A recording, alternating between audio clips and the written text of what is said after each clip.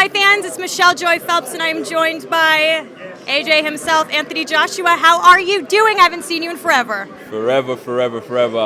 Shout out to everyone that's locked in. It's been a while. She's back. I feel good. I'm happy to be here, and thank you for having me on the show. So, big fight. Should you capture the IBF belt, you know you're going to have all the big boys knocking at your door. You know what, to be fair, they've been knocking at my door regardless. You know, I'm getting used to it now. They're going to be pounding at the door. So I'm going to be the hunted. Yep. And that's cool. Because I feel that this fight has made me mature as well. You know, I'm not in that contender mentality. I'm not really fighting no journeyman, building up my rankings. I'm here now, and I've stepped through the doors with both feet, and I'm coming to make noise. You know what I mean? And if, as I say, I'm just trying to establish myself the same way I've been establishing myself on the last 14 opponents, 15 opponents, the same routine as these champions. So I'm looking forward to it. So they can hunt me, no problem. I'll be ready. I'll be in the jungle waiting. Granted, I know that ideally you wanted to sort of gradually work your way up. I know that we're looking at something that you would have thought about 12 months from now, perhaps.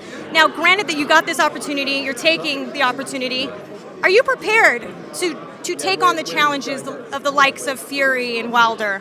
Yeah, because I've come to realize is that Foreman, Ali, you know, Frazier, these guys fought each other. Tyson, Holyfield, Lennox, it's just me, Vetkin, Wilder, Parker. We're all in the same era right now, so it's only right we fight each other, and we have to in order to find out who the best are, the best few. Do you know what I mean? So I'm not worried, I'm not scared. I'm looking forward to these challenges because at least I find out who I am as a fighter. To be honest with you, I was a little surprised Shannon Briggs didn't crash gate your press conference. Were you? Yeah, I was waiting for him to just come like, yeah, let's go, champ. Let's go, champ. I would have started shouting it with him, but I don't need that guy to come and attack me. But he's a cool guy, unbelievable self-promoter. I met him at the public workout, so a shout out to Briggs and make sure everyone checks him out because he's going to make some noise in the heavyweight division real soon. So you come from humble beginnings, and you've had quite a journey getting to this very point in your career. And it seemed at times that maybe there must have been times where you didn't think that this was going to happen for you. What was it that kept you on the straight and narrow road to success? Well, who could you credit for that? I got my cousin, Benga. He was a 91 plus kilogram boxer who had a detached retina, so he had to stop boxing. But he keeps me on the straight and narrow, man. Myself.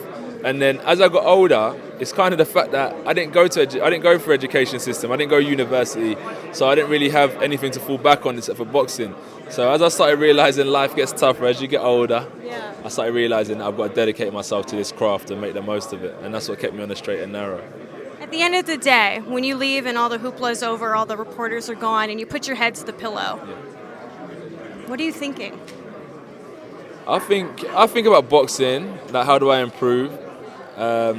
I think about the little things like going to like the local wardrobe shop. I need a new wardrobe. How do I get my life in check?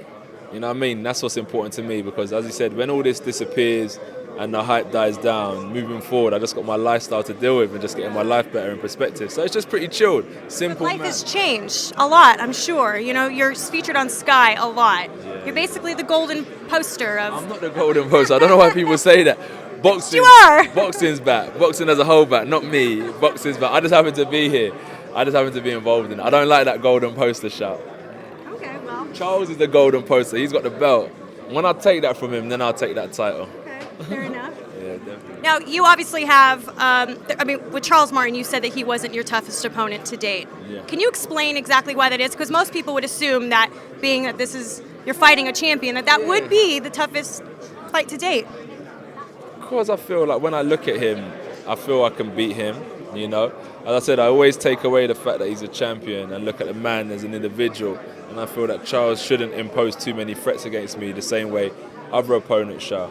He hasn't, you know, like the guy he fought for the title, he wasn't no Vitali, you know what I mean, like Kevin Johnson was. He fought Fury, who's the current champion. So I feel I fought guys with better experience than Charles and tougher guys than Charles. No disrespect to him or nothing, but I feel that he shouldn't impose certain threats to me that the other guys would.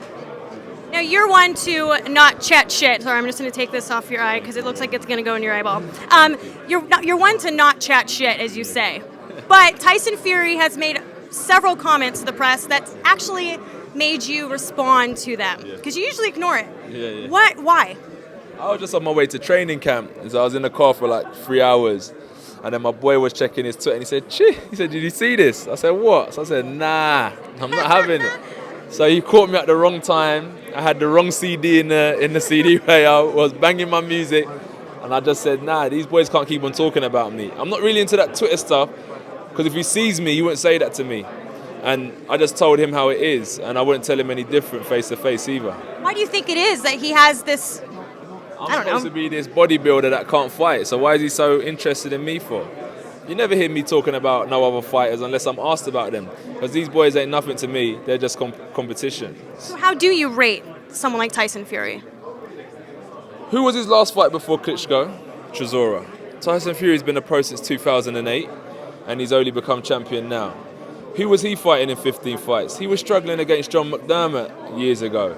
So when we compare each other, Tyson Fury ain't shit to me. Yeah, he's a champion, but that don't really mean nothing to me when I'm dealing with Fury. Okay, lastly, I've heard a rumor that you can rap. Sorry? Could you rap? Yeah, I can rap. Would you mind giving us a little flowage to send us out of this interview? Someone drop me a beat. I'm joking. No, do it! No. Sorry, nah, not here. Sorry, I thought that was Charles. Nah, not here. I'm too shy for that stuff. Oh, you're not too shy for it. Come on, everyone, go away.